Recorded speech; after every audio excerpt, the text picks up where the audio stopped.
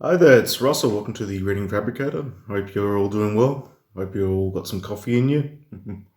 Today's a good one. Today, I'm going to talk about a very short non-fiction work. It's actually a series of diary entries by one Flannery O'Connor titled A Prayer Journal. Very, very short book. In fact, I was actually quite shocked when I got it as to how thin it was. I got through it quite quickly, actually. About half of it is dedicated to journal entries, and then the other half is the photos of those journal entries like that, if you want to read them like that as well.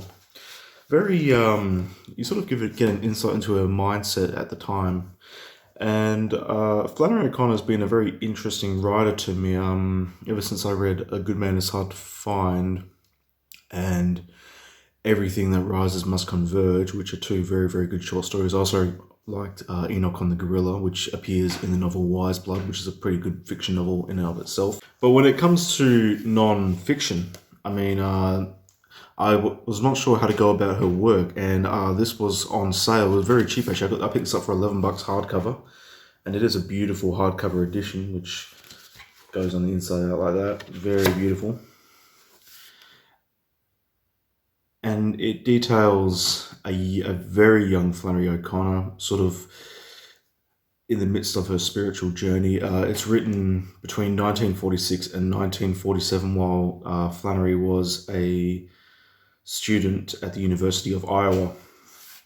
And what I found really fascinating by it was that it's about 40 pages of entries, and for the first 20, they all start with "Dear God." But then at the halfway point, at the 20-page mark, it completely changes. And by that I mean she exercises, just completely gets rid of the whole God aspect altogether, although she'll occasionally bring up the idea of faith. And it almost becomes a lot more pessimistic from that point on through to the end of the journal. So I'm not quite sure what happened in those final months while she was a student there that led to that transition. And then the diary entries also get shorter, and it leads to a very almost worrying type paragraph at the end of it, the very final entry. So yeah, there's a bit of insight into it, but it's also very ambiguous. So I don't know much about Flannery to be able to even comment on her life. I've never done much research on her, and I've been meaning to read more nonfiction by her.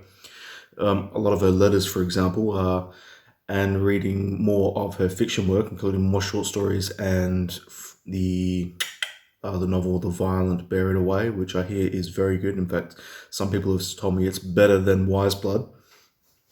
But what I'm going to do is I'm actually going to read the opening prayer and then the final paragraph, so that it gives you an idea of just what we're getting into and the transition period, which I thought was quite fascinating.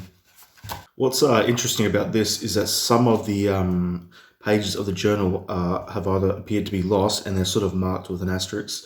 So you get the idea of certain parts that have either been scrubbed out or taken away from the journal altogether, or have been people have been unable to translate onto the typed page. So there's a two sentence one that leads into the first "Dear God," which says, "Effort at artistry in this, rather than thinking of you and feeling inspired with the love I wish I had," which is the opening pages of the journal, which appear to have been lost, which writes at the bottom here. But then the actual opening section says, I'm only going to read the first paragraph because this one's actually 2 pages long. It's quite a lengthy insertion. "Dear God, I cannot love thee the way I want to. You are the slim crescent of a moon that I see, and myself is the earth's shadow that keeps me from seeing all the moon. The crescent is very beautiful, and perhaps that is all one like I am could see. But what I am afraid of, dear God, is that my self-shadow will grow so large that it blocks the whole moon, and that I will judge myself by the shadow that is nothing." Beautiful writing, actually. You can tell right from the very beginning, even in the late 40s, when she was a student, that she had the gift of the writer. She could craft sentences. She was very good. So now I'm going to read the final entry, which is just a single paragraph. It is no spoiler because, as I said, this is no story. This is no narrative. It's just a diary entries of a young woman. 9th 26. My thoughts are so far away from God, he might as well not have made me. and the feeling I egg up writing here lasts approximately a half hour and seems a sham. I don't want any of this artificial, superficial feeling stimulated by the choir. Today I have proved myself a glutton for Scotch oatmeal cookies and erotic thought. There is nothing left to say of me. That is a very haunting final sentence.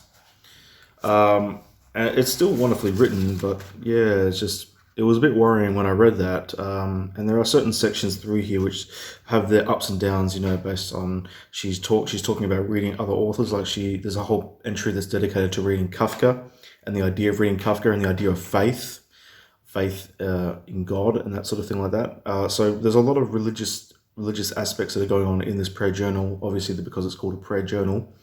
But as I said before, once it gets to the halfway point, it just gets rid of the whole dear God altogether, and it turns into just a general journal entry with dates at the top of it. And that was quite a stark transition. I'm not quite sure what happened in her life that led her to just start doing it that way and not the other way, or if she had just some sort of non-religious awakening, maybe. I'm not quite sure.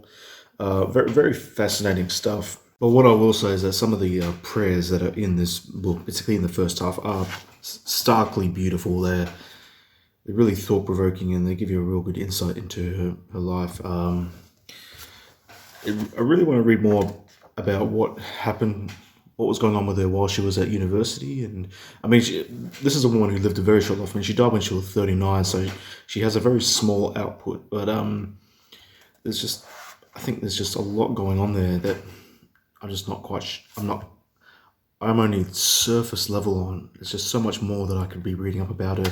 So this has really sort of given me a strong interest into her non-fiction, even though I've got plenty of her fiction work as well that I need to get through. But it's also the small journal entries that I actually quite liked as well. I mean, this one here, which was dated 47th, the 2nd of the 1st, 1947. No one can be an atheist who does not know all things. Only God is an atheist. The devil is the greatest believer, and he has his reasons. Things like that I think will stick for me for a long time after. So, yeah, the book certainly did its thing. I actually really, really liked it, and I'm glad I picked it up. Sort of another entry point into her bibliography, so to speak. And what I did find is that with these dated entries, you could sort of see that sometimes she went months at a time without entering anything. So yeah, I really found it to be a fascinating religious insight into this woman's life, this woman from Georgia. And it does make me want to go out and read more of her work. It truly, truly does. I do recommend this. It's a very it's a very different thing from what I normally read. I think this would be my second sort of journal book since Che Guevara's The Motorcycle Diaries. Unfortunately, I think I prefer that one there because it has a narrative. There's something going on in that book where they're going on this journey through South America, which I do highly recommend. But as a series of prayer journals and diary entries, I think this is a good look into the life of a very talented writer. She is a very talented writer. So it has made me want to go out and read more of her work. And there's not much more to it.